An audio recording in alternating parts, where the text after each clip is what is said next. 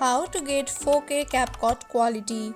Hello everyone, welcome back to my channel Quick Guide. Today in this tutorial video, I will show you guys how you can get 4K Capcut quality. So to get the 4K Capcut quality, make sure that your Capcut application is updated. Once you do that, open your Capcut application. Once you open your Capcut application, you will be directed to this type of interface. Now to make any video 4K, just click on new project and select the video. Once you select your video, you will be appeared on this type of page. Here at the top of the screen you can see the 180p drop down menu. Click on it. Once you click on it, here you will see different options. Here you can see the first option, resolution. Select that resolution option to 2K 4K.